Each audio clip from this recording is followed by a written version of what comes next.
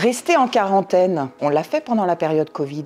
Mais pour les animaux sauvages, comment ça se passe? Une quarantaine, c'est un lieu où transitent les animaux potentiellement contagieux, afin qu'ils ne contaminent pas leurs congénères dans un centre de soins. Bah oui, ce serait dommage de rendre malades des animaux qui sont déjà mal en point. Les animaux restent en isolement pendant une durée variable, imposée en cas de risque de transmission. 40 jours à l'origine, d'où le nom quarantaine. Par exemple, depuis quelques années, la grippe aviaire touche la faune sauvage. Comme c'est une maladie contagieuse et mortelle pour les oiseaux, les individus qui ont des symptômes ou les espèces les plus sensibles sont systématiquement placés en quarantaine.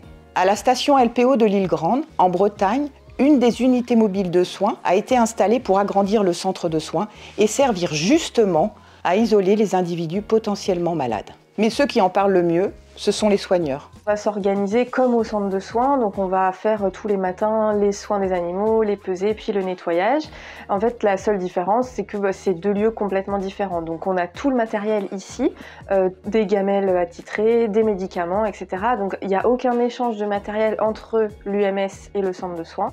Les soigneurs doivent s'équiper avant de rentrer dans la quarantaine. Des surchaussures, une combinaison intégrale, un masque, des gants, voire des lunettes de protection. Et cet équipement doit être retiré dès la sortie de la quarantaine. Une quarantaine, c'est finalement un endroit isolé qui fonctionne en circuit fermé pour assurer la santé et le bon rétablissement de tous les animaux.